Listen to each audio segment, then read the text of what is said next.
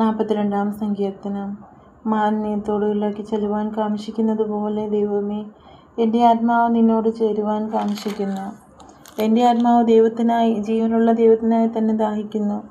ഞാൻ എപ്പോൾ ദൈവസന്നിധി ചെല്ലുവാൻ ഇടയാകും? നിന്റെ ദൈവം എവിടെയെന്ന് അവർ എന്നോട് നിത്യം പറയുന്നത് കൊണ്ട് എൻ്റെ കണ്ണുനീർ രാവും പകലും എൻ്റെ ആഹാരമായി തീർന്നിരിക്കുന്നു. ഉത്സവം ആചരിക്കുന്ന പുരുഷാരത്തിൻ്റെ സന്തോഷവും സ്തോത്രമായ സ്വരത്തോടെ സമൂഹമധ്യേ ഞാൻ ദേവാലയത്തിലേക്ക് ചെന്നത് ഓർത്ത് എൻ്റെ ഉള്ളം എന്നിൽ പകരുന്നു. എൻ്റെ ആത്മാവെ, നീ വിഷാദിച്ച് ഉള്ളിൽ ഞരങ്ങുന്നതെന്ത്? ദൈവത്തിൽ പ്രത്യാശ വയ്ക്കുക. അവൻ എൻ്റെ മുഖപ്രകാശകരക്ഷിയും എൻ്റെ ദൈവവുമാകുന്നു എന്നിങ്ങനെ ഞാൻ ഇനിയും അവനെ സ്തുതിക്കും. എൻ്റെ ദൈവമേ, എൻ്റെ ആത്മാവ് എന്നിൽ വിഷാദിച്ചിരിക്കുന്നു. അതുകൊണ്ട് യോർദാൻ പ്രദേശത്ത് ഹെർമോൻ പർവ്വതങ്ങളിലും മിസാർ മലയിലും വെച്ച് ഞാൻ നിന്നെ ഓർക്കുന്നു. നിന്റെ നീർച്ചാട്ടങ്ങളുടെ ഇരച്ചിലാൽ ആഴിയെ വിളിക്കുന്നു. നിന്റെ ഓളങ്ങളും തിരമാലകളും എല്ലാം എൻ്റെ മീതെ കടന്നു പോകുന്നു. യഹോവ പകൽ നേരത്ത് തൻ്റെ ദയ കൽപ്പിക്കും. രാത്രി സമയത്ത് ഞാൻ അവനെ പാട്ടുപാടിക്കൊണ്ടിരിക്കും. എൻ്റെ ജീവന ദൈവത്തോടുള്ള പ്രാർത്ഥന തന്നെ. നീ എന്നെ മറന്നതെന്ത്?